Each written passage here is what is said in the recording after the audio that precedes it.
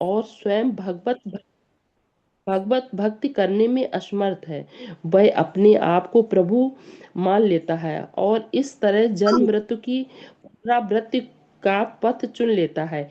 किंतु जो ये समझते हुए कि उसकी स्थिति सेवक की है, अपने को भगवान की सेवा में लगा लेता है, वह तुरंत ही वैकुंठ लोक जाने का अधिकारी बन जाता है।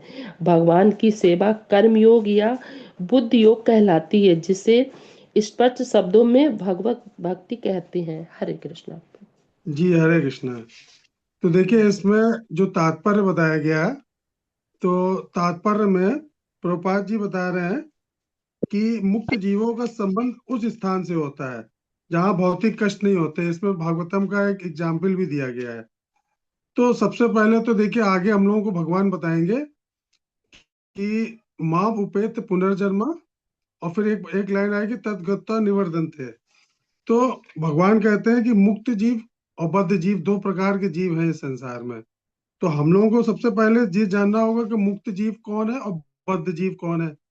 तो मुक्त जीव वो होते हैं कि जिन्होंने ये अच्छी तरह से समझ लिया हो कि चार प्रकार के दुख हैं इस संसार में, जन्म मृत्यु जरा और व्याधि, और हमें इससे छुटकारा पाना है।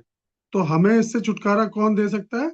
क्योंकि हम भगवान के अंश हैं, इसलिए क्या है, हमको भगवान की शरण ग्रहण करनी होगी। तो जब हम भगवान की शरण ग्रहण ग्रहण कर लेंगे और हम अच्छी तरह से जान लेंगे कि भगवान के बारे में, तो हम ये समझ सकते हैं कि हम क्या है, मुक्त जीव बनने की दिशा में प्रयास कर रहे हैं। और बद्ध जीव कौन है? जो इस भौतिक जगत से बद्ध होता है जीव, वो बद्ध जीव होता है। तो बद्ध जीव से हमको मुक्त जीव की तरफ क्या होना, अग्रसर होना है। तो जब हम भगवान की प्रेमा भक्ति में लगेंगे, तभी हम इस मार्ग में आगे बढ़ पाएंगे और भगवान के गोलोक जाने के अधिकारी बन सकते हैं। तो इसमें श्लोक में बताया गया है, भगवान कह रहे हैं कि जो सम बुद्धि से युक्त होते हैं ऋषि मुनि, कर्म फलों के आसक्ति से स्वयं को मुक्त कर लेते हैं। और हमें जन्म मृत्यु के चक्र में जो बांधती है आसक्ति, आसक्ति हमने अभी पढ़ा था ना आगे, क्या उस आसक्ति की वजह से हमको बार बार जन्म लेके आना पड़ता है संसार में, फिर से शरीर धारण करना पड़ता है। तो हमको क्या करना है, मुक्त चेतना करनी, मुक्त जीव बनना है। तो इसी चेतना में कर्म करते हुए उस अवस्था को प्राप्त कर लेगा वो जीव जो सभी दुखों से परे है। यानी यद गत्वा न निवर्तन्ते, वहां जाने के बाद फिर इस लोक में आदमी वापस नहीं आता है, भगवान बताएंगे। भगवान कह रहे हैं निरंतर फल के प्रति आसक्त हुए बिना कर्म करने के विषय के बारे में भगवान यहाँ बता रहे हैं। वो बोल रहे हैं कि ये विरक्ति मनुष्य को सुख दुख की अनुभूति से परे की अवस्था में ले जाती है। हम प्रेम के लिए तो लालायित रहते हैं, लेकिन हमको इस संसार में प्रेम कहीं मिलता है? वास्तविक प्रेम हमको इस संसार में कहीं नहीं प्राप्त होता, चाहे हम जितना प्रयास कर लें। और वो प्रेम हमको प्राप्त कहाँ होता है? भगवान के पास। भगवान की प्रेम, भगवान से प्रेम करेंगे तो वो हमको लगेगा कि ये परमानेंट चलता रहे, निरंतर स्थायी हो। तो अब हम जीवित रहना चाहते हैं, लेकिन हम ये भी जानते हैं कि हम प्रतिक्षण मृत्यु की ओर बढ़ रहे हैं। तो एक भागवतम का और श्लोक है जो हम बताएंगे यहाँ पे। सुखाय कर्माणि करोत लोको नाते सुखाय वांद्यु परम वा विंदेत भूयस ततत एव दुखम यदत्र युक्तम भगवान वदेना। ये श्रीमद् भागवतम के 3.5.2 में बताया है। इसका अर्थ है कि जो सभी लोग सुख प्राप्त करने के लिए कर्मों में संलग्न रहते हैं, लेकिन फिर भी उनको संतोष नहीं मिलता। अपूत फल के प्रति आसक्त होकर कर्म करने से उनके जीवन के कष्ट और अधिक बढ़ जाते हैं। परिणाम स्वरूप वैवाहिक रूप से देखा जाए तो संसार में सभी लोग क्या है, दुखी हैं। कोई मानसिक दुखी है, कोई शारीरिक से कष्ट से दुखी है। तो क्लेश हम लोगों ने देखे थे ना, आध्यात्मिक आदि दैविक आदि भौतिक, तीन प्रकार के जो क्लेश है उससे सभी मनुष्य पीड़ित हैं। कुछ लोग अपने परिवार के सदस्यों से, कुछ अपनी पत्नी, कोई अपने पति, कोई बच्चों से, कोई सगे संबंधियों से। तो कोई ना कोई किसी ना किसी से परमानेंट उत्पीड़न रहता है, ये दुखी रहता है। कोई धन से, जीवन यापन के लिए, किसी के पास खाने की कमी है, किसी के पास किसी चीज की है, तो मूलभूत आवश्यकताओं से, वस्तुओं से दुखी है कोई। तो भौतिक सुखों में लिप्त सांसारिक मनोवृत्ति वाले लोग जानते हैं अंदर से, चाहे भले ऊपर से कितने भी वो रिच हों, पैसे वाले हों, लेकिन वो जानते हैं कि वो वास्तव में वो दिखी हैं। क्योंकि वो दूसरे को देखते हैं ना, उन्नत लोगों को। तो जो अन्य लोग उनसे अधिक समृद्ध हैं, उनके लिए सोचते हैं कि वो सुखी होंगे, नीचे वाला गरीब सोचता है कि हमसे ऊपर वाला वो सुखी होगा। तो वो क्या करते हैं, अपने सुख को बढ़ाने के लिए वो क्या निरंतर भागने में, पूरा जीवन भागने में लगे रहते हैं। जैसे एक वो गधे वाली बताया था एग्जाम्पल, कि गधे को अगर आगे गाजर लटका दो उसके आगे, तो वो उस गाजर को खाने के लिए क्या करेगा, निरंतर आगे बढ़ता रहता है। लेकिन वो उसके मुंह में नहीं आती, क्योंकि वो डंडे में लटकी हुई है। वो सोचता है हम थोड़ा सा आगे बढ़ेंगे तो ये मेरे गाजर मुंह में आ जाएगी। तो इसी तरह इस संसार में माया भी हम लोगों को गाजर लटका के भगा रही है, कि गाजर देखो, यानी सुख देखो कि आगे सुख है, अभी चलो, अभी तो दुख है, आगे सुख मिलेगा। तो हम लोग उस गधे की तरह दौड़ते रहते पूरे जीवन। लेकिन क्या अंधी दौड़ कब तक चलती रहती है, इस जन्म में नहीं खत्म होती, फिर अगला जन्म लेके आते हैं, फिर भी वो चलती रहती है। लेकिन कहीं से सुख की कोई किरण नहीं दिखाई देती। तो जब लोगों को यह अनुभव होता सकाम कर्मों में संलग्न होने से कोई मनुष्य सुख प्राप्त नहीं कर सकता, तब उनको समझ में आएगा कि वे किस दिशा की ओर भाग रहे हैं, ये निरर्थक है और बेकार है। तो आध्यात्मिक जगत के लिए तभी आदमी मुड़ने के लिए सोचता है, जब वो इस दुखों को समझ लेता है। उसको बोलते हैं भगवान इसमें मुक्त पुरुष है वो। तो वो बुद्धिमान पुरुष जो आध्यात्मिक ज्ञान से दृढ़ निश्चय हो जाते हैं और ये ज्ञान जान लेते हैं कि सारे संसार के भोक्ता, सभी पदार्थों के, सभी सुखों के भोक्ता कौन है, भगवान। तब वह परिणाम स्वरूप कर्मों के प्रति आसक्ति का भाव त्याग देंगे और सब कुछ भगवान को अर्पित कर देते हैं, सुख दुख को स्वीकार कर लेते हैं। ऐसा करने से वो अपने कर्म बंधनों से मुक्त होंगे और जन्म मृत्यु के बंधन में जो बार बार कई जन्मों से हम लोग बंध रहे हैं, तो वो हम लोग मुक्त हो सकते हैं उससे। तो एक एग्जाम्पल यहाँ पे दिया गया है तात्पर्य में। जैसे बताते हैं कि एक कोई डॉक्टर है, वो उसका ड्यूटी क्या है, सभी मरीजों को समान भाव से इलाज करना उनका। अगर वो इलाज पूरी ईमानदारी से करे, चाहे मरीज उसके पास कोई गरीब पेशेंट आए या अमीर आए, उसको इलाज में सफलता मिले ना मिले, लेकिन उसको क्या करना, निष्ठा से और अपने जो डॉक्टर पद की शपथ ली है उसके हिसाब से अगर उसको कार्य करना है, तो उसको वो कर्म फल से बंधेगा नहीं। अब लेकिन वो ये सोचे कि मैंने अब डॉक्टरी पढ़ने में 50 लाख रुपए लगा दिए, 1 करोड़ रुपए लगा दिया, तो अब मुझे इसको कमाना है। तो क्या होगा कि वो कमाने के लिए गलत काम करने लगेगा, निष्काम भाव उसका खत्म हो जाएगा।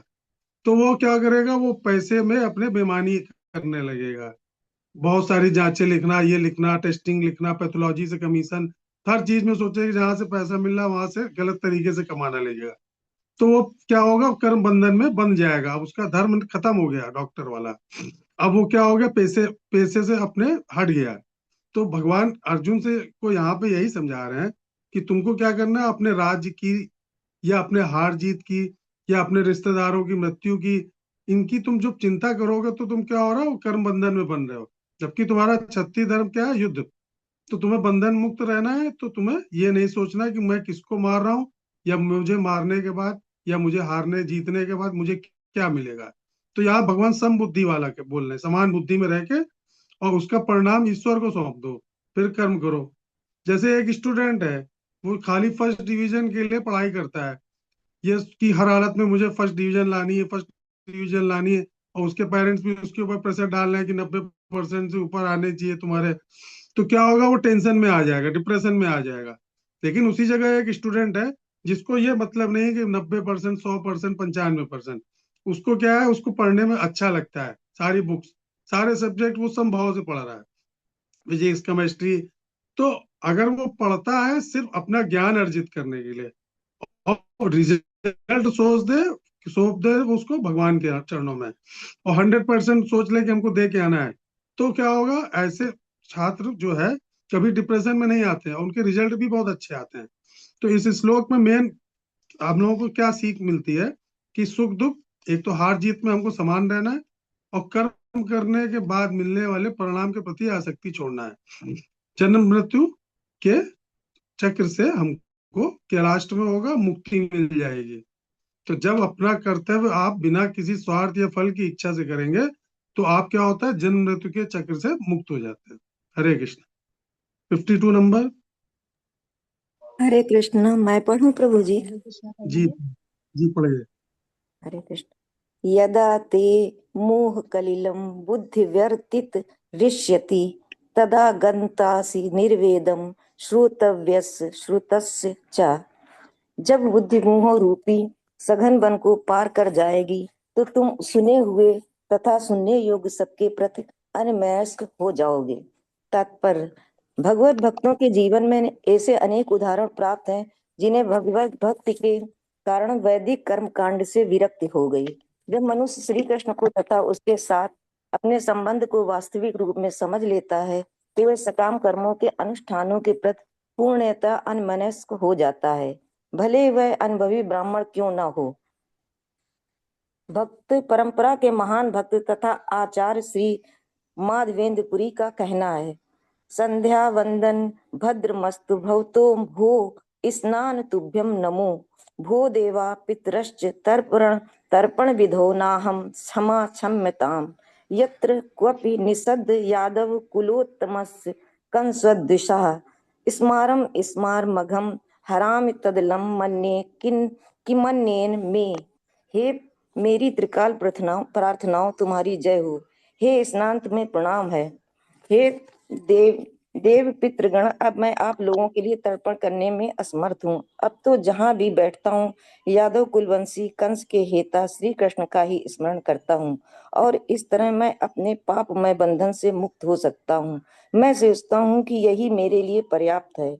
वैदिक रस्में तथा अनुष्ठान तथा त्रिकाल संध्या, प्रातःकालीन स्नान, पितृ तर्पण आदि नवदीक्षितों के लिए अनिवार्य हैं, किंतु जब कोई पूर्णतः कृष्ण भावना तो भावित हो और कृष्ण की दिव्य प्रेम भक्ति में लगा हो तो वह इन विधि विधानों के प्रति उदासीन हो जाता है, क्योंकि उसे पहले ही सिद्ध प्राप्त हो चुकी होती है। यदि कोई परमेश्वर कृष्ण की सेवा करके ज्ञान को प्राप्त होता है तो उसे शास्त्रों में वर्णित विभिन्न प्रकार की तपस्याएं तथा यज्ञ करने की आवश्यकता नहीं रह जाती है। इसी प्रकार जो यह नहीं समझता कि वेदों का उद्देश्य कृष्ण तक पहुंचना है और अपने आप को अनुष्ठान आदि में व्यस्त रखना है, वह केवल अपना समय नष्ट करता है। कृष्ण भावना भावित व्यक्ति शब्द ब्रह्म की सीमा या वेदों तथा उपनिषदों की परिधि को भी लांघ जाते हैं। हरे कृष्णा। जी हरे कृष्णा। तो इससे पहले वाले श्लोक में हम लोगों ने जाना था कि जो लोग वेदों, पहले के जो श्लोक थे हम लोगों ने पढ़ा था कि वेदों में क्या हुआ, अलंकारिक यानी लच्छेदार बातें बहुत लिखी हैं। श्लोक जो कुछ बहुत से मंत्र ऐसे, बहुत से वेद ऐसे हैं जो देखिए बताते हैं कि जिससे लोग सांसारिक सुख और ऐश्वर्य का उसमें गुणगान किया गया है कि आप ये यज्ञ करोगे तो इससे ये प्राप्ति होगी, स्वर्ग की प्राप्ति होगी। हमने अब आगे अध्ययन किया था 42वें और 43वें श्लोक में, जिसमें धार्मिक कर्म कांड बताए गए थे। तो लोग क्या है, उससे सांसारिक सुख और ऐश्वर्य के प्रति आकर्षित होंगे और वेदों को पढ़ना शुरू करेंगे, तो उसको प्राप्त करने के प्रयोजनार्थ धार्मिक कर्म कांड का अनुष्ठान करने लगते हैं। तो उन जिनकी लेकिन उसमें बताया गया जिनकी बुद्धि आध्यात्मिक ज्ञान से प्रकाशित है वो ये जानते हैं कि सांसारिक सुख और दुख इंद्रिय तृप्ति दुखों के क्या है, अग्रदूत हैं। तो ऐसे ज्ञानी महापुरुष वेदों के कर्म कांड में रुचि नहीं रखते। मुंडोपनिषद में वर्णन किया गया है, परीक्ष लोकान कर्म चितान ब्रह्मणो निवेदाया न संस्कृता कृतेन। सिद्ध ज्ञानी पुरुष ये समझने के पश्चात ये सकाम कर्मों से प्राप्त होने वाले सुख इस जन्म में तथा स्वर्ग में अस्थायी और कष्टदायी होते हैं। तो वो लोग ऐसे क्या वैदिक कर्म कांडों से दूर रहते हैं। अब हम लोग इसका एग्जाम्पल देखिए ऐसे ले सकते हैं इस श्लोक का, कि जैसे बचपन में आप लोग सब लोग खेले होंगे, छोटे हम भी खेले हैं, आप लोग भी। तो हम लोग जब छोटे में खेलते थे तो हम लोगों को रंग बिरंगे कांच के पत्थर बहुत अच्छे लगते थे, गोल गोल, इसको कंचे बोलते थे। या कोई भी हम लोगों को रंग बिरंगी चीज दिख जाती थी, चमकीले पत्थर दिख जाते थे, हम लोग क्या करते थे, उसको स्टोर करते थे, इकट्ठा करते थे और अपनी जेब में डाल के घूमते थे। लगता था कि ये बहुत जैसे हम लोगों के लिए बहुत कीमती चीज है, क्योंकि हम लोगों को उस समय समझ नहीं थी कि हीरा क्या होता है या क्या होता है। तो असल में तो वो क्या थे, कांच के केवल टुकड़े थे गोल गोल खेलने के लिए, लेकिन वो हम लोगों के लिए बड़े कीमती थे, उसके लिए झगड़ा भी कर लेते थे आपस में। लेकिन जब हम धीरे धीरे बड़े हुए तो हमको ये समझ में आया कि ये तो केवल कांच के टुकड़े हैं। छोटे में बहुत चमकीली व्हाइट कलर की कोई चीज दिख जाती थी मोहर्रम में, उसमें हम लोग बटोरते थे कि उसको इकट्ठा करते थे कि बहुत हो सकता है कीमती चीज हो। लेकिन जब समझ आ जाती है तो वो हम लोगों को समझ में आ जाता है कि केवल जिनको हम व्यर्थ में इकट्ठा कर रहे थे वो कांच के टुकड़े थे, उसको हम लोग फेंक देते हैं। इसी तरह इस दुनिया में धन, पद और भौतिक सुख सुविधाएं, अगर उनको देखें आप एक कांच के टुकड़े के समान, तो आपको ये लगे अगर कि ये सब बेकार है, व्यर्थ की, इनको इकट्ठा कर रहे हैं हम, ये हमारे लिए किस काम की, आखिरी समय में हमारे किसी काम नहीं आएगी। तो हम क्या करते हैं, जब अपनी बुद्धि, विवेक, आत्मज्ञान, अगर ये असली हीरे को प्राप्त कर लें हम लोग, ये हमारे जीवन के लिए रियल डायमंड है, तो क्या होगा, हम भौतिक संसार जो कांच के टुकड़े के प्रति है उसके प्रति क्या होगा, उदासीन हो जाएंगे, और हमको इस संसार से वैराग्य होगा। तो जीवन में अगर हम ये सोच ले कि ये सब क्या है, मोह का दलदल, कि भौतिक वस्तुएं स्थायी खुशी का स्रोत हैं, और अगर हम इसको आध्यात्मिक बना देते हैं तो ये हमारे लिए परमानेंट हो जाती है। तो काम करते रहो, लेकिन क्या, फलों से अत्यधिक लाभ की आशा ना रखो, फलों से लगाव ना रखो।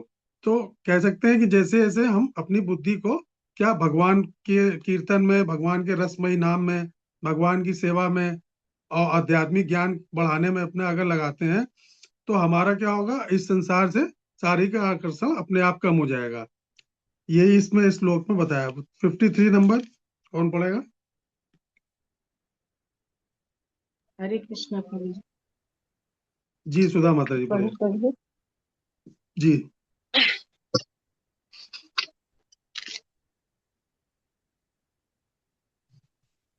हरे कृष्णा।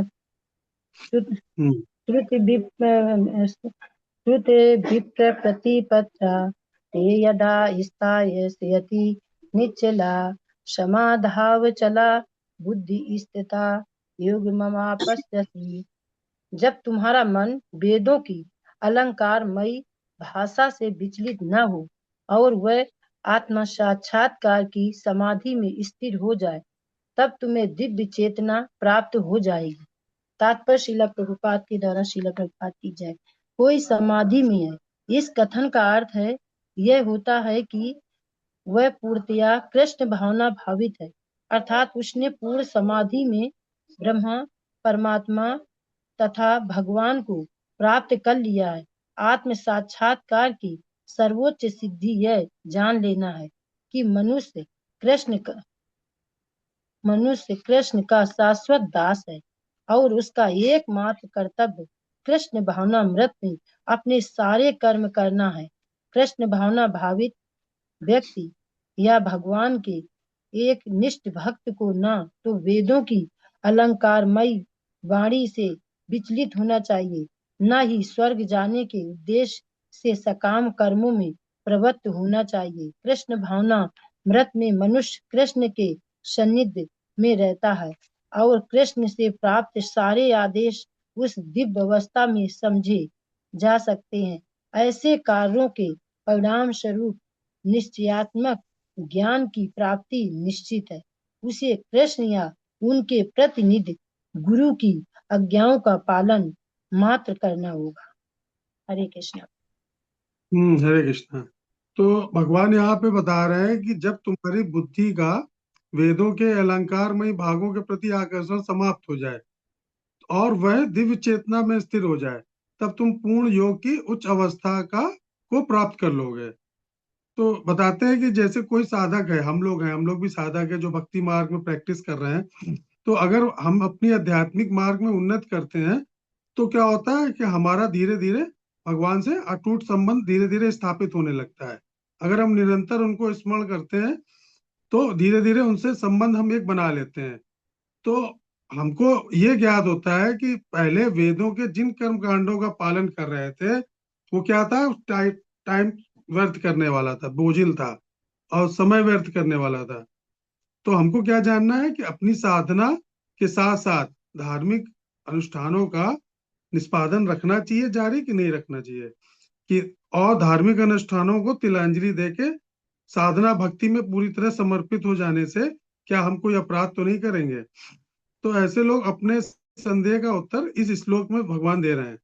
तो श्री कृष्ण कहते हैं कि वेदों के अलंकारमय खंडों के प्रति हमको आकर्षित नहीं होना है और साधना भक्ति में स्थिर होना है। यही हमारा मेन दायित्व है, ये कोई अपराध नहीं है, अपितु ये उच्चतम आध्यात्मिक चेतना की अवस्था है। देखिए, हमारे एक महान वैष्णव आचार्य हुए, आप लोग कुछ लोग जानते होंगे, किन्हीं ने नाम सुना होगा, किसी ने नहीं। माधवेंद्रपुरी जी का अभी पिछले श्लोक में भी नाम आया था। तो उन्होंने क्या है, उन्होंने देखिए माधवेंद्रपुरी वो थे जिन्होंने गौड़ी वैष्णव की स्थापना करी। और गोवर्धन पर्वत में आप लोग जब जाते हैं तो श्रीनाथ जी के दर्शन आपको होते होंगे। उन श्रीनाथ जी का प्राकट माधवेंद्रपुरी जी ने किया था। और जगन्नाथपुरी आप जब जाएंगे तो वहां पे एक मंदिर है, खीर चोरा गोपीनाथ बोलते हैं उसको। तो जो खीर चोरा गोपीनाथ है, तो वो माधवेंद्रपुरी वही है जिनके लिए भगवान ने खीर का कुल्हड़ चुराया था, कि मेरा भक्त भूखा है, उसका खीर खाने का मन है। तो भगवान ने अपने दुपट्टे के नीचे एक खीर का कुल्हड़ चुरा लिया था। वो मंदिर आज भी है वहां पे उड़ीसा में, जगन्नाथपुरी के पास। तो वो माधवेंद्रपुरी जो लास्ट टाइम उनका था, तो वैदिक ब्राह्मण थे, वो सारी धार्मिक विधियों का पालन करते थे, त्रिसंध्या करते थे, भगवान का जाप, मंगला आरती। तो वो दिन भर उसी में बिजी रहते थे वो। लेकिन लास्ट में जब उन्होंने संन्यास ग्रहण किया, तो टोटल वो कृष्ण भक्ति में लीन रहे पूरे जीवन।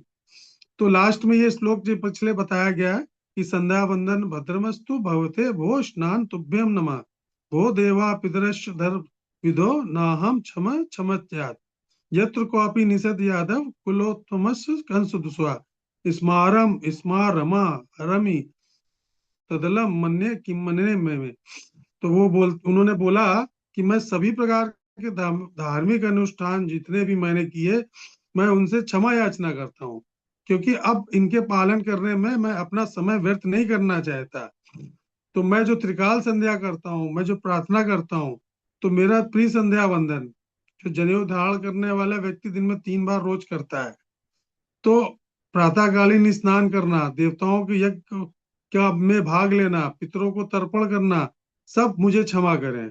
अब मैं जहां भी बैठता हूँ तो मैं केवल कंस के शत्रु श्री कृष्ण का स्मरण करता हूँ, जो मुझे संसारिक बंधनों से मुक्त करने के लिए पर्याप्त है। तो इस श्लोक में समाधो अचला शब्द का प्रयोग हुआ है।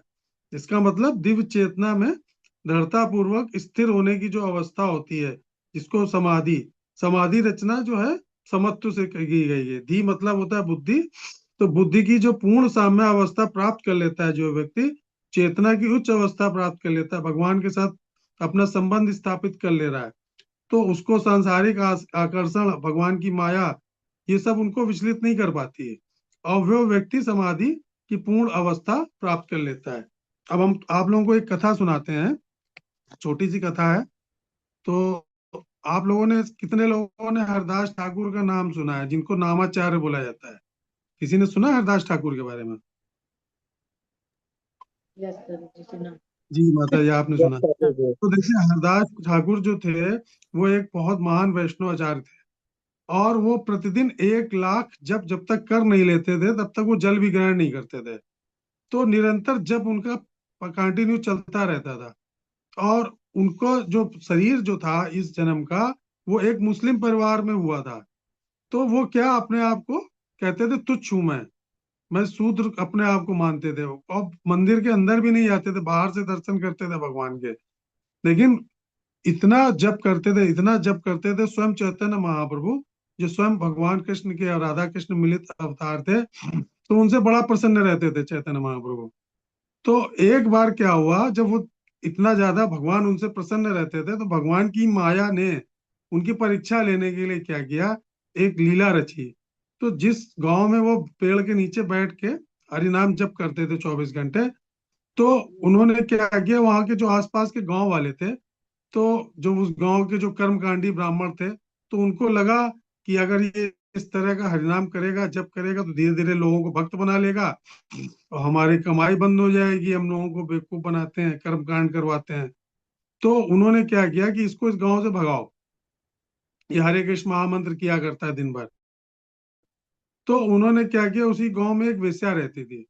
तो उस वेश्या से कहा कि तुम इनकी तपस्या भंग करा दो, तुम किसी तरह ये साबित कर दो कि ये आदमी भ्रष्ट है, पाखंडी है, और ये केवल माला लेके ड्रामा करता है यहाँ बैठ के, भक्ति का ढोंग करता है। तो क्या हुआ कि उन्होंने उसको, वेश्या को पैसे दिए और उसको भेज दिया उनके पास सच धज के, प्रलोभन देने के लिए। वो युवा अवस्था थी उनकी भी, हरदास ठाकुर की। तो उस समय वो 28-30 साल के वर्ष के थे, युवा थे। तो वो पेड़ के नीचे जप कर रहे थे, तो ये वेश्या आई और उसने उनको प्रस्ताव दिया कि मैं आपके पास में आना चाहती हूँ। तो उन्होंने समझ गए कि ये किस पर्पज से आई है। तो उन्होंने कहा ठीक है, मैं जब तक जब पूरा नहीं कर लेता हूँ तब तक मैं उठता नहीं हूँ अपने आसन से। तो मैं जब जब पूरा कर लूंगा तब मैं सुनूंगा तुम्हारा प्रस्ताव क्या है। तो वो समझ तो गए क्योंकि वैष्णव थे। तो वो क्या हुआ, वो निरंतर वो हरि नाम तेज तेज उच्च स्वर में हरि नाम करने लगे। हरे कृष्ण कृष्ण कृष्ण हरे हरे, हरे राम राम राम हरे हरे। तो बहुत उनका था कि 1 लाख जप में वो कम से कम 3-4 घंटे तो उच्च स्वर में जप वो करते थे। फिर वो मन में करते थे, फिर धीमे स्वर में करते थे। तो वो उसके मंत्र जब तेज तेज आवाज में करते रहे तो उसके वेश्या के कान में जाता रहा। सुबह से दोपहर हो गई, दोपहर से शाम हो गई, वो अपने आसन से उठे ही नहीं। तो जब उनके 1 लाख जब पूरे हो गए तो वो सोचे मैं 3 लाख करूंगा, अब मैं उठूंगा नहीं। इसी तरह रात हो गई तो वो तो वेश्या ने सोचा कि कितने महान उच्च कोटि के संत हैं कि मैं सामने बैठी हूँ सज धज के तैयार होके मैं प्रस्ताव दे रही हूँ, लेकिन ये व्यक्ति मेरी तरफ नजर उठा के भी नहीं देख रहा। और बराबर निरंतर हरि नाम श्रवण करने से, निरंतर श्रवण करने से, वो भी एक वैष्णव के मुख से, क्या हुआ, वेश्या का हृदय धीरे धीरे परिवर्तित हो गया। अब जब वो रात में थोड़ी देर के लिए उन्होंने जप बंद किया रात में, तो क्या हुआ, तब तक वेश्या का हृदय पूरी तरह परिवर्तित हो गया। अब वो उनके चरणों में गिर पड़ी कि मुझे आप क्षमा करो, और मैंने आप जैसे संत के प्रति जो है मुझे भेजा था गांव वालों ने कि वो आपकी तपस्या भंग करने के लिए और आपको बदनाम करने के लिए वो आपको इस गांव से निकालना चाहते हैं। तो आप मेरे ऊपर कृपा करो और मुझे भी आप हरिनाम दो। मुझे हरिनाम में इतना आनंद आया, मुझे ऐसा लगा कि मैंने पूरे जीवन जितने पाप किए थे, खाली आपके मुख से जो नाम निकला उसके श्रवण मात्र से मेरे पूरे जीवन के पाप मुझे लगा क्षय हो गए और भगवान ने मुझे स्वीकार कर लिया। अब मेरे मुंह से निरंतर हरि नाम निकल रहा है कि मुझे लग रहा है कि मैं हर समय वही जप करूं। तो उन्होंने, हरदास ठाकुर ने उसको तुलसी माला दी और हरिनाम की दीक्षा दी। उसके बाद से वो लौट के नहीं गई वेश्या वो, और वो भी संत हो गई और कीर्तन मंजीरा लेके और वो सारे गांव में भक्ति का प्रचार करने लगी। तो जब गांव वालों ने देखा कि इतना बड़ा चमत्कार हो गया कि जिसको हमने भेजा था जो पैसे के लिए कुछ भी कर सकती थी, इतना बड़ा इन्होंने जादू कर दिया, चमत्कार कर दिया, तो भगवान अपने भक्तों की ख्याति किसी भी रूप में बढ़ा सकते हैं। तो उन्होंने परीक्षा के माध्यम से, माया ने उनकी परीक्षा ली, उस परीक्षा में वो पास हो गए। तो क्या हुआ, वो समभाव में स्थित थे, उनकी बुद्धि समाधि में थी, स्थिर थी। तो क्या हुआ, वो विचलित नहीं हुए। उन्होंने अपना मन क्या लगा के रखा, हरि नाम में। तो जो व्यक्ति अपनी बुद्धि, निश्चल बुद्धि, निरंतर जप के प्रभाव में या भगवान के ध्यान में, भगवान की भक्ति में लगाता है, तो वो किसी भी प्रकार की माया भगवान के द्वारा जो इस संसार में रची गई है उसको बहुत आसानी से भगवान की कृपा से क्या कर सकता है, पार कर सकता है। और हम अगर सांसारिक कर्म कांडों में उलझे रहेंगे तो हम वाकई में जीवन में जन्म मृत्यु के चक्र से बाहर नहीं आ सकते हैं। तो हमें क्या करना, मन और बुद्धि भगवान के चिंतन में क्या करनी है, एकाग्र करनी है। 2 घंटे जप करें, 1 घंटे जप करें, लेकिन उसको हमको क्या करना, कांस्टेंट करना है। फिर हमको मोबाइल बंद करके रख देना, इधर उधर नहीं कोई बात करना, शांति से जप करना है। तो हमारा क्या होगा, भगवान में मन लगेगा और हम समाधि की स्थिति प्राप्त कर लेंगे। हरे कृष्णा। अगला श्लोक 54 नंबर, कौन पढ़ेगा? हाँ, हरे कृष्णा। इस हरे कोई हरे कृष्ण प्रभु। अच्छा, अच्छा, आप ऋतु आप पढ़ो। हेलो। हाँ, पढ़ो। अर्जुन उवाच, हाँ पढ़िए। हाँ पढ़ो। स्थित प्रज्ञस्य का भाषा समाधि स्थस्य केशव स्थिताधि प्रभाषेत किमासीत व्रजेत किम। अर्जुन ने कहा, हे कृष्ण, अध्यात्म में लीन चेतना वाले व्यक्ति के क्या लक्षण है, वह कैसे बोलता है तथा उसकी भाषा क्या है, वह किस तरह बैठता है और चलता है। तात्पर्य, जिस प्रकार प्रत्येक व्यक्ति के उसकी विशिष्ट स्थिति के अनुसार कुछ लक्षण होते हैं, उसी प्रकार कृष्ण भावना भावित पुरुष का भी विशिष्ट स्वभाव होता है। यथा उसका बोलना, चलना, सोचना आदि जिस प्रकार धनी पुरुष के कुछ लक्षण होते हैं जिनसे वह धनवान जाना जाता है, जिस तरह रोगी अपने रोग के लक्षणों से रुग्ण जाना जाता है या कि विद्वान अपने गुणों से विद्वान जाना जाता है, उसी तरह कृष्ण कि दिव्य चेतना से युक्त व्यक्ति अपने विशिष्ट लक्षणों से जाना जाता है। इन लक्षणों को भगवत गीता में से जाना जा सकता है, किंतु सबसे महत्वपूर्ण बात यह है कि कृष्ण भावना भावित व्यक्ति किस तरह बोलता है, क्योंकि वाणी ही किसी मनुष्य का सबसे महत्वपूर्ण गुण है। कहा जाता है कि मूर्ख का पता तब तक नहीं लगता जब तक वह बोलता नहीं। एक बने ठने मूर्ख को तब तक नहीं पहचाना जा सकता जब तक वह बोले नहीं, किंतु बोलते ही उसका यथार्थ रूप प्रकट हो जाता है। कृष्ण भावना भावित व्यक्ति का सर्व प्रमुख लक्षण यह है कि वह केवल कृष्ण तथा उन्हीं के समृद्ध विषयों के बारे में बोलता है। फिर तो अन्य लक्षण स्वतः प्रकट हो जाते हैं, जिनका उल्लेख आगे किया गया है। हरे कृष्ण। हरे कृष्णा। तो देखिए इसमें कितनी इंपॉर्टेंट चीज बताई है तात्पर्य में, कि हमको क्या बोलना है और किसके सामने बोलना है और कैसे बोलना है और किस तरह के भाव स्थिर होकर बोलना है। तो इसमें देखिए तात्पर्य में बताया है कि जब तक व्यक्ति चुप रहता है, तो वो चाहे कैसी भी ड्रेसिंग सूट बूट पहने हो, अच्छे कपड़े पहने हो, तब तक आप उसके बारे में अंदाज नहीं लगा सकते। और लेकिन जब वो बोलना शुरू करेगा, तो आप 2 मिनट में समझ जाएंगे कि इसका मानसिक स्तर किस लेवल पे है या इसकी समझ किस लेवल पे है, कहाँ तक। तो इसीलिए जो लोग कृष्ण भावनावत में रहते हैं, भक्त बंद होते हैं, भक्ति में जुड़े रहते हैं, तो उनको ये अच्छी तरह से समझ में आ जाता है कि हमको क्या बोलना है, कितना बोलना है, किसके सामने बोलना है, किस तरीके से बोलना है और किस तरह के लोगों के सामने बोलना है।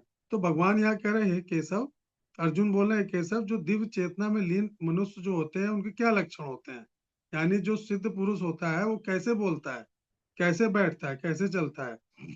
तो स्थित प्रज्ञ बोला गया है जिसकी बुद्धि जो है भगवान में स्थिर है। समाधिस्थ बोला गया है दिव्य चेतना में जो लोग स्थित है। ये ऐसी उपाधि क्या दी थी महापुरुषों को। श्री कृष्ण से पूर्ण योग की अवस्था समाधि के विषय पर उपदेश सुनकर अर्जुन उनसे ये प्रश्न पूछ रहा है कि ऐसे अवस्था वाले सिद्ध पुरुष के मन की प्रगति का संबंध मैं जानना चाहता हूँ, कि उसके मन की प्रवृत्ति कैसी होती है। इसके अतिरिक्त वह जानना चाहता है कि दिव्य चेतना में जो मनुष्य है उसकी मानसिकता उसके स्वभाव से कैसे प्रकट होती है। तो आरंभ करते हुए अर्जुन एक तरह से यहाँ 16 क्वेश्चन पूछ रहा है, जिसकी भगवान आगे श्लोकों में कर्म योग, ज्ञान योग, भक्ति योग, तप, ध्यान इत्यादि के समय में संबंध में गूढ़ रहस्य बता रहे हैं। तो 16 प्रश्न कौन कौन से हैं इस श्लोक में हम बताते हैं आपको। पहला, दिव्य चेतना में स्थित मनुष्य के क्या लक्षण होते हैं, इसका उत्तर भगवान ने इसमें दिया हुआ है। यदि तुम ज्ञान को सकाम कर्मों से श्रेष्ठ मानते हो, तो आप मुझे इस घोर युद्ध में क्यों धकेलना चाहते हैं। ये इसका आंसर मिलेगा 3.1 में, तीसरे अध्याय के पहले श्लोक में। फिर तीसरा प्रश्न था, मनुष्य ना चाहते हुए भी पाप कर्मों में क्यों प्रवृत्त हो जाता है, क्या उसको बलपूर्वक पाप में ही कर्मों में लगाया जाता है। भगवान इसका आंसर भी चौथे अध्याय में देंगे। फिर भगवान से पूछेगा ये कि आपका जन्म सूर्य से बहुत काल पश्चात हुआ, फिर मैं ये कैसे समझूं कि आपने सूर्य को भी विवस्वान बोला था ना भगवान ने, कि मैंने विवस्वान को भी ज्ञान का उपदेश दिया था। अभी हम चौथे अध्याय में पढ़ेंगे और चौथे अध्याय का चौथे श्लोक में इस प्रश्न का उत्तर भगवान इसको देंगे कि तुम भी थे, मैं भी था, मैंने सूर्य को उपदेश दिया था विवस्वान को। 5वें प्रश्न में कि पहले आप कर्मों का परित्याग करने की अनुशंसा करते हैं, फिर आप निष्ठापूर्वक श्रद्धा भक्ति के साथ कर्म करने की प्रशंसा करते हैं, तो आप निश्चय पूर्वक मुझे ये समझाएं कि इन दोनों में से मेरे लिए क्या लाभकारी है। इसका उत्तर भगवान देंगे 5वें अध्याय के पहले श्लोक में। छठा प्रश्न है कि हे कृष्ण, मन चंचल है, अशांत है, शक्तिशाली है, हठी है, तो मुझे प्रतीत होता है कि वायु से ज्यादा दुष्कर, तो इसको नियंत्रित करना बहुत कठिन है। तो इसका श्लोक ये आएगा छठे अध्याय के 33वें श्लोक में। इसका आंसर भगवान देंगे। फिर पूछते हैं कि उस असफल योगी का भविष्य कैसा है, जो प्रारंभ में तो श्रद्धा पूर्वक भक्ति मार्ग में चलता है, कि परंतु बाद में भगवान से मन हटाकर दुर्वासनाओं में लिप्त हो जाता है और अपने जीवन में भगवत प्राप्ति नहीं कर पाता है। 6.37 में इसका आंसर है। फिर ब्रह्म क्या है, कर्म क्या है, अधिभूत क्या होता है, अधिदेव क्या होते हैं, अधियज्ञ किसको कहते हैं, ये शरीर में कैसे रहता है, और मन को भक्ति में स्थिर रखने वाला योगी मृत्यु के समय आपको कैसे प्राप्त कर सकता है। तो 8वें अध्याय के पहले और दूसरे श्लोक में भगवान इसका उत्तर देंगे। फिर 9वें में पूछता है, कृपया मुझे अपनी दिव्य वैभव के संबंध में विस्तार पूर्वक समझाएं, जिसके द्वारा पूरा संसार आपका, आप मतलब सारे संसार में आप व्याप्त हैं। 10वें अध्याय में जब भगवान विराट रूप वाला जो अध्याय है, उसके 16वें श्लोक में इसका उत्तर देंगे। 10वां प्रश्न है, हे पुरुषोत्तम, मेरी इच्छा है कि मैं आपका विश्व रूप देखूं। 11वें में भगवान विश्व रूप दिखाएंगे, तीसरे श्लोक में। फिर अर्जुन पूछता है, मैं जानना चाहता हूँ आप कौन है, आपकी प्रकृति और कार्य मुझे विस्मित क्यों करते हैं। ये भी 11वें अध्याय के 31वें श्लोक में। फिर 12वां प्रश्न है कि जो आपकी साकार रूप में भक्ति करते हैं और जो अव्यक्त निर्गुण निर्विशेष ब्रह्म के रूप में आपकी पूजा करते हैं, इन दोनों में मैं किसको श्रेष्ठ मानूं। मतलब ब्रह्म ज्योति की पूजा करूं कि आपकी साकार भक्ति। निराकार और साकार का अंतर पूछेगा अर्जुन। तो 12वें अध्याय के पहले श्लोक में भगवान आंसर देंगे। फिर पूछेगा, मैं प्रकृति और पुरुष भोक्ता के बारे में जानना चाहता हूँ कि कर्म क्षेत्र क्या होता है, कर्म क्षेत्र का ज्ञाता कौन है, ज्ञान क्या है, ज्ञान के विषय क्या है। तो कर्म क्षेत्र के बारे में भगवान 13वें अध्याय के पहले श्लोक बताएंगे। 14वां प्रश्न पूछा कि उस पुरुष के क्या लक्षण है जो प्रकृति के 3 गुणों से परे हो चुका है, और हे भगवान उसका आचरण क्या है, और वह गुणों के तीनों बंधनों से कैसे पार कर जाता है।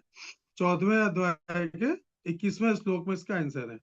फिर 15वां प्रश्न, उन लोगों की स्थिति क्या है जो शास्त्रों के विधि विधानों की अवहेलना करते हैं किंतु अपनी इच्छा से श्रद्धा पूर्वक पूजा करते हैं। 17वें अध्याय के पहले श्लोक में।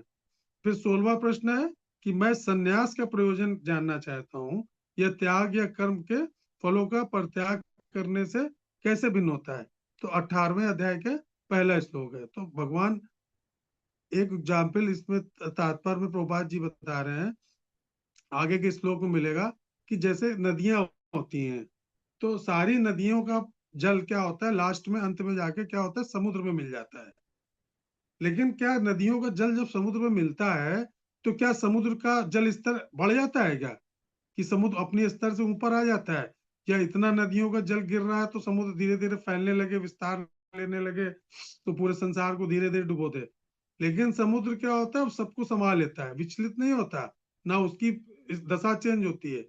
तो भगवान बता रहे कि जो आत्मी बुद्धिमान है, वाला स्थित प्रज्ञ है, तो समस्त भोग इच्छाएं परिस्थितियां उसके आते ही जीवन में, ऐसा नहीं है, भोग इच्छाएं भी आती हैं, परिस्थितियां सुख दुख की भी आती हैं, लेकिन क्या होता है, वो अचल रहता है, विचलित नहीं होता। जैसे पीछे हम लोगों ने देखा था कि भगवान कमल के पत्ते के बारे में बता रहे हैं कि कमल क्या होता है, कीचड़ में रहता है, लेकिन उसके पत्ते कीचड़ को स्पर्श नहीं करते, वो कीचड़ से ऊपर रहता है। तो कोई ज्ञानी व्यक्ति क्या होता है, वही होता है जो संसारिक सुख सुविधा के बीच में भी रहे, परिवार के बीच में रहे, सब अपना कर्म करे, लेकिन क्या उसको प्रभावित ना हो, ना तो प्रशंसा से खुश होना चाहिए, ना निंदा सुख कर दुखी होना चाहिए, क्या होना चाहिए, उसको अचल रहना चाहिए।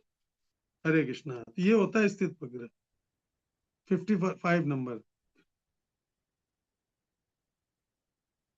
कौन पढ़ेगा। श्री भगवान उवाच प्रजहाति यदा कामान् सर्वान् पार्थ मनोगतान् आत्मन्येवात्मना तुष्ट स्थित प्रज्ञस्त तदो उच्यते। श्री भगवान ने कहा, हे पार्थ, जब मनुष्य मनोधर्म से उत्पन्न होने वाली इंद्रिय तृप्ति की समस्त कामनाओं का परित्याग कर देता है और जब इस तरह से विशुद्ध हुआ उसका मन आत्मा में संतोष प्राप्त करता है तो वह विशुद्ध दिव्य चेतना को प्राप्त स्थित प्रज्ञ कहा जाता है। तात्पर्य, श्रीमद् भागवतम में पुष्टि हुई है कि जो मनुष्य पूर्णतया कृष्ण भावना भावित या भगवत भक्त होता है उसमें महर्षियों के समस्त सद्गुण पाए जाते हैं, किंतु जो व्यक्ति अध्यात्म में स्थित नहीं होता उसमें एक भी योग्यता नहीं होती, क्योंकि वह अपने मनोधर्म पर ही आश्रित रहता है। फलतः यहाँ यह ठीक कहा गया है कि व्यक्ति को मनोधर्म के द्वारा कल्पित सारी विषय वासनाओं का त्यागना होता है। कृत्रिम साधन से उसको रोक पाना संभव नहीं है, किंतु यदि कोई कृष्ण भावना व्रत में लगा हो तो सारी विषम वासनाएं स्वतः बिना किसी प्रयास के दब जाती है। अतः मनुष्य को बिना किसी झिझक के कृष्ण भावना व्रत में लगना होगा, क्योंकि यह भक्ति उसे दिव्य चेतना प्राप्त करने में सहायक होगी। अत्यधिक उन्नत जीवात्मा अपने आप को परमेश्वर का शाश्वत दास मानकर आत्मतुष्ट रहता है। ऐसे आध्यात्मिक पुरुष के पास भौतिकता से उत्पन्न एक भी विषय वासना भटक नहीं पाती। वह अपने को निरंतर भगवान का सेवक मानते हुए सहज रूप में सदैव प्रसन्न रहता है। हरे कृष्णा। हरे कृष्णा। तो देखिए भगवान कृष्ण यहाँ पे कह रहे हैं कि हे पार्थ, जब कोई मनुष्य स्वार्थयुक्त भावनाओं, कामनाओं और मन को दूषित करने वाली इंद्रिय तत्व से संबंधित कामनाओं का परित्याग कर देता है तो आत्मज्ञान को अनुभव कर संतुष्ट हो जाता है, तो ऐसे मानव को क्या बोलते हैं? स्थित पग की यहाँ पे परिभाषा बता रहे हैं भगवान। तो अर्जुन के प्रश्नों का उत्तर देखिए यहाँ पे मिलना शुरू हुआ यहाँ से। तो अध्याय के अंत तक निरंतर उत्तर देते रहेंगे वो। सभी अंश स्वाभाविक रूप से क्या होते हैं? अपनी अंशी की ओर आकर्षित होते हैं। जैसे एक चुंबक का टुकड़ा चुंबक की तरफ आकर्षित होता है, लोहे की तरफ। तो लोहे से ही चुंबक बनता है, इसलिए क्या होता है? चुंबक वो निरंतर लोहे की तरफ चिपकता है। जैसे हम भगवान के अंश हैं तो भगवान की तरफ आकर्षित होते हैं, क्योंकि हमारी जो आत्मा भगवान का अंश है। जैसे एक पत्थर को ऊपर से गिराया जाए तो गुरुत्वाकर्षण के कारण क्या होता है? पृथ्वी अपनी तरफ खींचती है, तो पृथ्वी पे ही गिरेगा। और भगवान परमानंद स्वरूप है और आत्मा भगवान का अंश है, इसे स्वाभाविक रूप से हम क्या आनंद प्राप्त करना चाहते हैं। तो भगवान से हम क्या आत्मानंद का रस लेना चाहते हैं। इसको क्या बोलते हैं? दिव्य प्रेम। जो भगवान दिव्य प्रेम के स्रोत हैं, तो हम चाहते हैं हम भी दिव्य प्रेम भगवान से प्राप्त करें। लेकिन आध्यात्मिक प्रगति के अंधा कारण हम जब शरीर को, अपने को आपको क्या मान लें? शरीर। तो संसार में प्राप्त होने वाले हम शारीरिक सुखों का भोग करना चाहते हैं इंद्रियों के माध्यम से। तो जब हम इंद्रियों के माध्यम से उसको प्राप्त करना चाहते हैं तो हम क्या होता है? एक तृष्णा में फंस जाते हैं। तो इस संसार को बोला गया है कई जगह, भागवतम में भी बोला, क्या बोला? मृग तृष्णा है संसार। मृग तृष्णा किसको कहते हैं? कि जैसे एक हिरन है तो रेगिस्तान में प्यासा घूम रहा है, तो वो देखता है कि जब सूर्य की रोशनी रेत पे पड़ती है तो वहां पे एक जल का प्रतिबिंब उभर आता है। तो वास्तव में वहां जल नहीं होता है, लेकिन वो, उसको प्रतिबिंब ऐसा लगेगा कि वो क्या है? जल है। तो वो उसकी तरफ भागता है जल पीने के लिए। जब वो भाग के वहां पहुंचेगा जहां जल दिख रहा था उसको, तो उसको दिखेगा वहां तो जल नहीं, लेकिन थोड़ा सा आगे है जल। वो प्रतिबिंब उसको थोड़ा आगे दिखाई देगा। फिर वो दौड़ेगा वहां। फिर वो, उसको ये समझ में नहीं आता कि ये एक छलावा है, माया है। उसको तो ये दिख रहा है जल है, और क्योंकि वो प्यासा है तो वो भागता रहेगा जब तक वो प्यास के कारण गर्मी से थक के मारे गिर के मर नहीं जाएगा, तब तक वो उस मृग तृष्णा के पीछे भागता है। तो वो तो मंद बुद्धि है, लेकिन हमें तो भगवान ने बुद्धि दी है ना। तो हम भी क्या है? उसी की तरह भाग रहे हैं माया के पीछे। माया क्या हमको एक दिखा रही है कि ये क्या है? ये पूरा एक सुख सुविधा है, मकान है, ये पत्नी है, तुम्हारे पुत्र है, ये धन दौलत। तो ये सब के पीछे हम क्या भाग रहे हैं?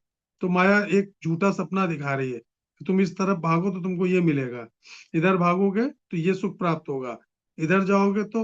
लेकिन क्या हमारे हाथ में कुछ आता है? कि हम सिर्फ प्लानिंग बनाते रहते हैं। होता वही है, वही वही जो राम रचि राखा। तो उसी प्रकार हम लोग भी मरीचिका अमृत तृष्णा की तरह भाग रहे हैं। गरुड़ पुराण में गरुड़ जी बोलते हैं, चक्रधरोपि सुरत्वम सुरत्व लाभे सकल सुरपतित्वम भवितुम सुरपति रुंगवतुंगम तथापि न निर्वते तृष्णा।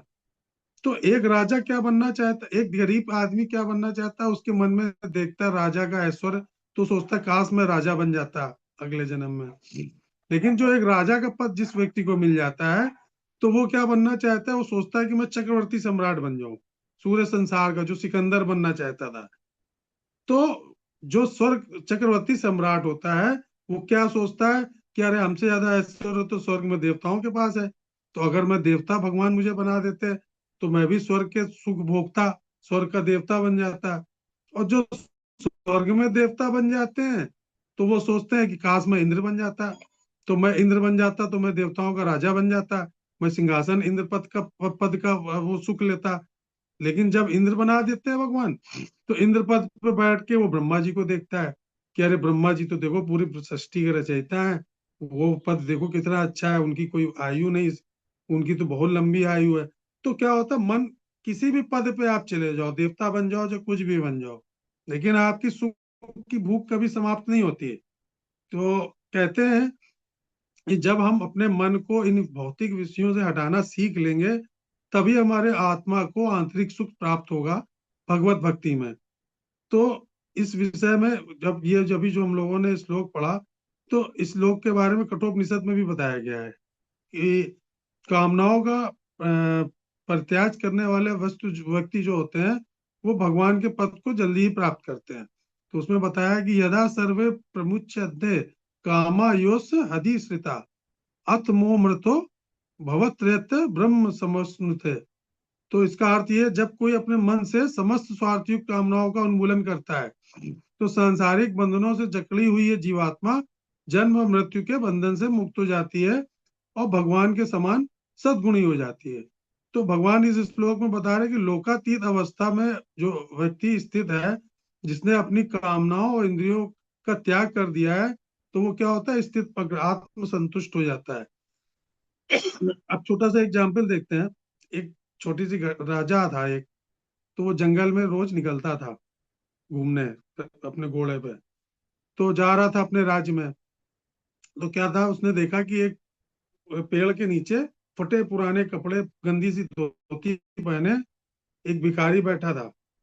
तो और बैठे वो हरिनाम कर रहा था पेड़ के नीचे, और बड़ा उसके चेहरे पे मुस्कुरान थी, इतनी अपार मुस्कान थी, इतनी अपार शांति थी कि राजा को देख के बड़ा आश्चर्य हुआ कि इसके पास तो कुछ भी नहीं है। तो राजा आया, उसको बोला कि मैं तुम्हें क्या कर सकता हूँ, मैं तुम्हारे लिए झोपड़ी बनवा दूं, या तुम्हें नए कपड़े दिला दूं, या मैं तुम्हें सोने के सिक्के दे दूं, मैं तुम्हारे लिए क्या कर सकता हूँ, तो जिससे तुम संतुष्ट हो जाओ। तो वो हंसने लगा। वो राजन बोला कि भिखारी बोला कि हे राजन, मुझे संतुष्टि और खुशी की आवश्यकता नहीं, ये तुमको ज्यादा है। तो राजा को बड़ा आश्चर्य हुआ कि क्या है, ये मेरे लिए बोल रहा है कि मेरे पास तो सब कुछ है।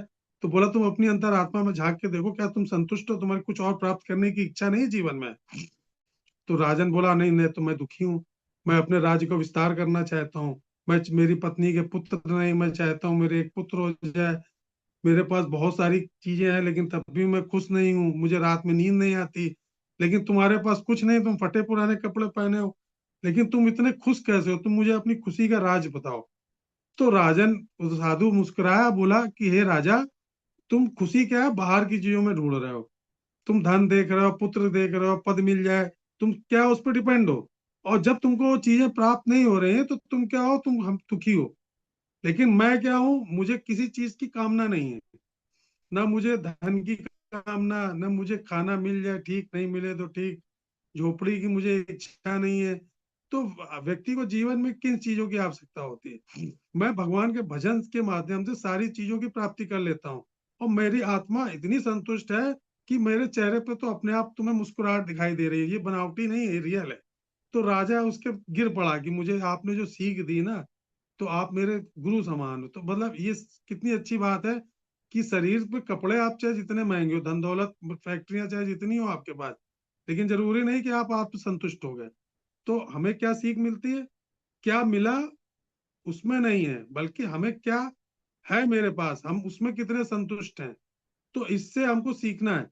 तो व्यक्ति जब सुख के लिए या दूसरी वस्तुओं पर निर्भर रहना छोड़ देता है, इच्छाओं को त्याग कर देता है, मन को अशांत करने वाली इच्छाएं छोड़ देता है, उनसे मुक्ति पा लेता है, और परिणाम से विरक्ति कर लेता है कि क्या रिजल्ट होगा, चाहे बिजनेसमैन हो या नॉर्मल आदमी हो, से नौकरी वाला हो। तो अगर परिणाम देखने की बजाय अगर कर्म में लगा रहे, तो वो भी स्थिति प्रज्ञ की स्थिति प्राप्त कर सकता है। ऐसा नहीं है, जब हम बाहरी दुनिया की उम्मीद छोड़ के और अपनी आत्मा को खुश रखना सीख लेंगे, तो हम भी स्थिति पर बन सकते हैं। हरे कृष्ण। 56 नंबर। हरे कृष्णा प्रभु जी। ये पढ़िए।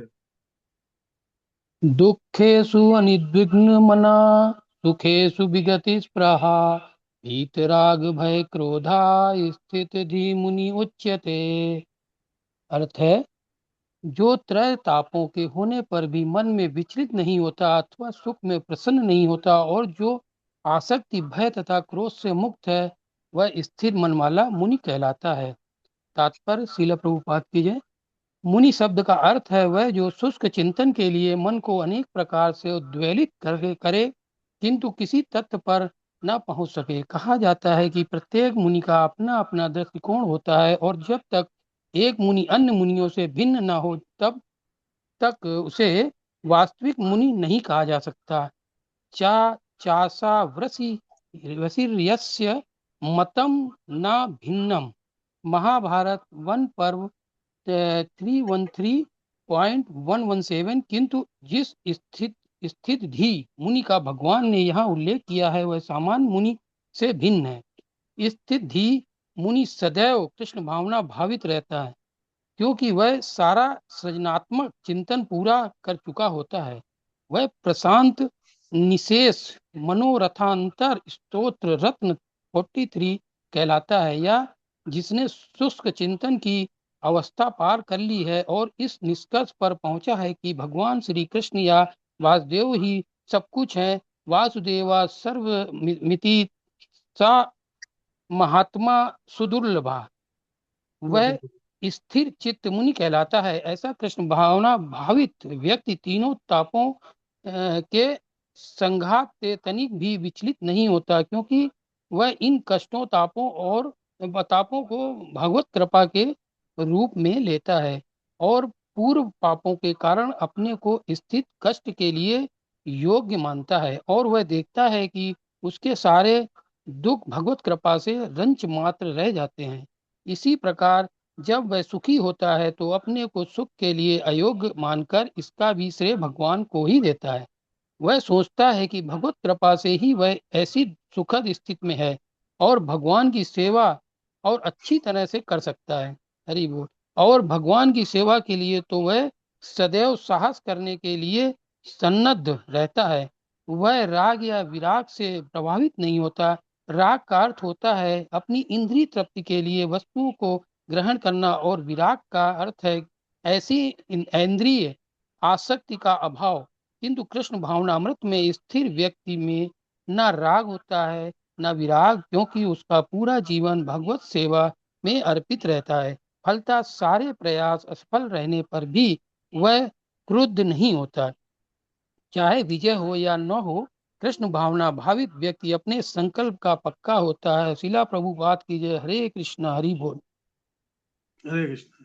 तो देखिए यहाँ पे भगवान बता रहे हैं कि जो मनुष्य किसी भी प्रकार के दुखों में क्षुब्ध नहीं होता और सुख की लालसा भी नहीं करता, जो आसक्ति भय और क्रोध से मुक्त रहता है, तो वो स्थिर बुद्धि वाला व्यक्ति मनीषी कहलाता है। मनीषी, तो इसमें मनीषी 3 प्रकार के होते हैं। पहला भगवान ने श्लोक में बताया कौन? वीतरागा, यानी वे जो सुख की लालसा को त्याग देते हैं। दूसरा वो होते हैं वीत भया, जो हर प्रकार के भय से मुक्त होते हैं हानि लाभ के। तीसरा होता है वीत क्रोधा, जो क्रोध से रहित होते हैं। तो आध्यात्मिक चेतना में जो व्यक्ति लीन है, तो उसके अपने मन में क्या होता है? नश्वर, भौतिक ऐश्वर्य, क्रोध, लालच, शत्रुता, इन सबको अपने जीवन में प्रवेश करने की अनुमति नहीं देता, क्योंकि उसका मन क्या है? लोकातीत चिंतन में स्थिर है और दिव्य चेतना में, हमेशा भगवान की याद में। तो ऐसा व्यक्ति अपने मन को दुखों की चिंता करने की अनुमति नहीं देता। अपने मन को भगवान का चिंतन अगर देगा तो क्या होगा? भगवान का चिंतन समाप्त हो जाएगा, तो मन ज्ञानातीत अवस्था से पतन की ओर चला जाएगा। और दुखदायी कार्यों की गति इसी प्रकार होती है कि पीड़ा की चिंतन, भविष्य की पीड़ा, मन इन दोनों का चिंतन छोड़ देता है, वर्तमान संवेदनाओं को टटोलता है, तो क्या उसकी पीड़ा होती है आश्चर्यजनक ढंग से गायब हो जाती है, कम हो जाती है। अब देखिए बौद्ध भिक्षुओं के बारे में जानते हैं कि ये लोग क्या है? अपनी साधना में बहुत दृढ़ होते हैं। जब चाइना ने आक्रमण किया था तिब्बत के ऊपर, तो इन लोगों ने आप उसकी एक बुक है दलाई लामा के बारे में जाना होगा, पढ़ा होगा आप लोगों ने। तो इन लोगों को इतना टॉर्चर किया गया था, इतना टॉर्चर किया गया था, लेकिन इन्होंने क्या अपने मन को इतना ज्यादा कंट्रोल कर रखा था कि ये सारे बौद्ध भिक्षु अपने टॉर्चर को सह गए, पीड़न को, और उन्होंने बिल्कुल भी उनके शरीर पे फर्क नहीं पड़ा। तो उसके लिए वो मन की को कंट्रोल करने के लिए जब वो करते, साधना करते हैं। इसी प्रकार यदि मन क्या है? बाहरी सुखों की लालसा करता है, संसार के विषय भोगों की तरफ भागेगा, तो क्या होगा? हम लोग दिव्य आध्यात्मिक चेतना से दूर हो जाएंगे, भगवान से हम दूरी बना लेंगे। तो भगवान यहाँ बता रहे मनीषी वही है स्थिर बुद्धि वाला व्यक्ति, जो मन को सुखों के लिए ललचाने और दुखों के लिए शोक प्रकट करने की अनुमति नहीं देता। तो मनीषी को भय और क्रोध से पराजित नहीं होना चाहिए।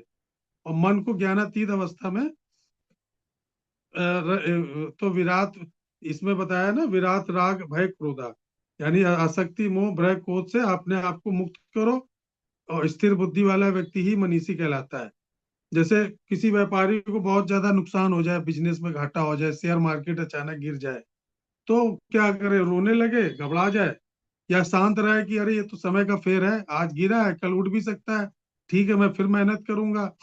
तो क्या दुख में अगर अविचलित रहता है, धीरे धीरे वो अपना कार्य नहीं छोड़ता, तो आगे जाके उसको प्रॉफिट होने की चांस है, उम्मीद है। तो उत्साही होकर मेहनत करना है। और अगर बहुत ज्यादा कहीं से सफलता मिल रही है आपको, तो उसका घमंड नहीं करना आपको, कि अरे देखो मैंने मेहनत करी तो देखो आज मैं ये हूँ, मैं कहाँ खड़ा हूँ। कुछ लोगों की आदत होती है, बहुत पैसा कमा लेते हैं तो उनके घमंड आ जाता है। तो ज्ञानी व्यक्ति को पता होना चाहिए कि आत्मा क्या है, अमर है। तो वो मौत, भविष्य मौत मृत्यु के भय से क्या करता है, वो डरेगा नहीं। और ईर्ष्या क्रोध नहीं करना चाहिए, दो चीजें। इस सुख दुख तो आएंगे ही जीवन में, लेकिन अपने मन को भगवान में अगर हम लगा के मनीषी स्थिति तक पहुंच जाते हैं, तो वही व्यक्ति सच्चा ज्ञानी है। हरे कृष्णा। आगे लें फिर 58। 57 हाँ 57, हाँ। नहीं पढ़े प्रभु। हाँ पढ़िए। या सर्वत्र अनभिस्नेहा तत तत प्राप्य शुभ अशुभमा नाभिनंदति ना द्वेष्टि तस्य प्रज्ञा प्रतिष्ठता। अर्थ है, इस भौतिक जगत में जो व्यक्ति ना तो शुभ की प्राप्ति से हर्षित होता है और ना अशुभ के प्राप्त होने पर उससे घृणा करता है, वह पूर्ण ज्ञान में स्थिर होता है। श्रील प्रभुपाद की जय। तात्पर्य, भौतिक जगत में सदा ही कुछ न कुछ उथल पुथल होती रहती है, उसका परिणाम अच्छा हो या चाहे बुरा। जो ऐसी उथल पुथल से विचलित नहीं होता, जो अच्छे शुभ या बुरे अशुभ से अप्रभावित रहता है, उसे कृष्ण भावनामृत में स्थिर समझना चाहिए। जब तक मनुष्य इस भौतिक संसार में है, तब तक अच्छाई या बुराई की संभावना रहती है, क्योंकि यह संसार द्वैत द्वंद्वों से पूर्ण है। किंतु जो कृष्ण भावना अमृत में स्थिर है, वह अच्छाई या बुराई से अछूता रहता है, क्योंकि उसका सरोकार कृष्ण से रहता है, जो सर्व मंगलमय है। ऐसे कृष्ण भावना अमृत से मनुष्य पूर्ण ज्ञान की स्थिति प्राप्त कर लेता है, जिसे समाधि कहते हैं। शिला प्रभुपाद की जय। हरे कृष्ण। हरे कृष्ण। तो देखिए भगवान इसमें बता रहे हैं कि जो व्यक्ति सभी सभी परिस्थितियों में अनासक्त रहता है, और ना ही शुभ फल की प्राप्ति से हर्षित होता है, ना ही विपत्ति से भयभीत होता है, तो जो वही पूर्ण ज्ञान अवस्था में स्थित मुनि है। तो रुडयार्ड किपलिंग ने एक कविता लिखी थी, तो उसका था, उसमें स्थित प्रज्ञ व्यक्ति के बारे में बताया, यानी ज्ञान में स्थित जो योगी होते हैं, तो इफ में विशद रूप में संविष्ट किया है। तो जैसे उसकी कुछ लाइनें हैं यहाँ पे, यदि तुम स्वप्न देख सकते हो तो स्वप्नों को अपने ऊपर हावी ना होने देना। दूसरा था, यदि तुम सोच सकते हो तो विचारों को अपना लक्ष्य नहीं बनाओ। यदि तुम सफलता का संकट समता की भाव की से सामना कर सकते हो तो इनके समान व्यवहार करते हो, तो तुम्हें ना तो शत्रु ना तुम्हारे मित्र हाथ कर सकते हैं। यदि सारी सभी मनुष्य तुम्हारे लिए महत्वपूर्ण है, तो कोई बहुत अधिक महत्वपूर्ण नहीं होना चाहिए। 1 मिनट को 7 क्षणों की तुल्य दूरी से भर सकते हो क्या? तो इस सारे संसार की संपदा तुम्हारी हो जाएगी, और इससे भी अधिक तुम सच्चे मानव बनोगे। तो लोगों में ज्ञान की चरम अवस्था तक पहुंचने की स्वाभाविक अभिलाषा है। तो भगवान कृष्ण अर्जुन से कह रहा है कि ये जानकर कोई भी आश्चर्यचकित हो सकता है कि ज्ञान की इस अवस्था को कैसे प्राप्त किया जा सकता है। वास्तव में अनंत ज्ञान की उत्कंठा आत्मा की मूल प्रवृत्ति होती है। अब देखिए हम बताएं आपको, तो यहाँ पे एक छोटा सा एग्जाम्पल देते हैं, फिर आज समाप्त करेंगे, 58 से बाद मिलेंगे। तो एक क्या था, एक साधु था। तो वो साधु नदी के किनारे बैठा हुआ था। वो स्थित प्रज्ञ स्थिति में था, यानी वो जानता था कि जो व्यक्ति आई है वो एक दिन उसका जाना है, नष्ट होना जरूरी है। तो क्या हुआ, एक दिन उसके गांव में बैठा सत्संग कर रहा था। तो गांव वाले आए दौड़ते हुए कि महाराज महाराज क्या हुआ? भाई आपकी झोपड़ी में आग लग गई और आपका सारा सामान सब कुछ जो है जल रहा है। तो बोला ठीक है, अच्छा। वो भगवान के ध्यान में लीन हो गया। बोला जैसे प्रभु की इच्छा। आंखें बंद कर ली। उनको बड़ा आश्चर्य हुआ कि किसी की पूरी संपत्ति जल रही है, वो यहाँ बैठा है, बुझाने भी नहीं जा रहा है, कह रहा भगवान की इच्छा। खैर कोई बात नहीं। उसने कहा देखो भगवान को बचाना होगा या कुछ सोच रखा होगा भगवान ने मेरे लिए तो ठीक है। तो वो भागा नहीं कि जलना होगा तो जल जाएगी। फिर बाद में क्या हुआ, गांव वाले आए, जो ग्राम प्रधान आया अगले दिन उसके बाद, बोला कि वो जो मेरा आम का बगीचा है, मैं चाहता हूँ कि आप उस बगीचे में हम लोग आपके लिए कुटिया और मंदिर का निर्माण कर दें, तो वो मैं बगीचा आपको देना चाहता हूँ। उसने कहा फिर अच्छा, जैसे भगवान की इच्छा। फिर वो ध्यान में लगा रहा। तो क्या हुआ देखो, उसको दुख आया लेकिन वो भागा नहीं, कि जैसी प्रभु की इच्छा। उसको बगीचा मिला, मंदिर मिल रहा है, उसको परमानेंट व्यवस्था की जा रही गांव वाले उसके लिए, तो भी वो बहुत ज्यादा खुश नहीं हो रहा है। तो क्या है, हर हाल में वो एक समान है। तो इसी तरह का व्यक्ति जो होता है जीवन में, वो स्थित प्रज्ञ होता है। कि आप बहुत ज्यादा मेहनत कर रहे हो किसी प्रोजेक्ट में और आपको बाद में बोनस ना मिले, बोनस की उम्मीद से आप मेहनत कर रहे हो, तो बाद में आपको अफसोस हो रहा है, दुख हो रहा है। लेकिन अगर आप काम को आनंद की तरह करोगे, जिम्मेदारी के साथ, तो आपको बोनस से या प्रमोशन से कोई मतलब नहीं है। तो इसका एक सीख समझ लेते हैं इस अध्याय की, कि सुख दुख को एक समान समझना, अच्छा बुरा परिणाम कोई भी हो, अपना कर्तव्य नहीं छोड़ना, उसको निभाना, और मानसिक संतुलन हर परिस्थिति में बना के रखना, यही सच्ची बुद्धिमत्ता है, यही स्थितिपरक व्यक्ति है, और वही व्यक्ति भगवान को प्राप्त कर सकता है। हरे कृष्णा। तो चलिए आज डॉक्टर टाइम प्रभु हो के गया। लिए सभी लोग हरि बोल बोले हैं 3 बार, हरि बोल हरि बोल हरि बोल। हरि चलिए बोल। प्रभु जी, 58 से फिर लेंगे हम लोग, है ना, अगली सेशन में, ओके प्रभु मंडे जी, को। हरे कृष्णा, दंडवत प्रणाम। हरे हरे कृष्णा हरे कृष्णा। हरे कृष्णा।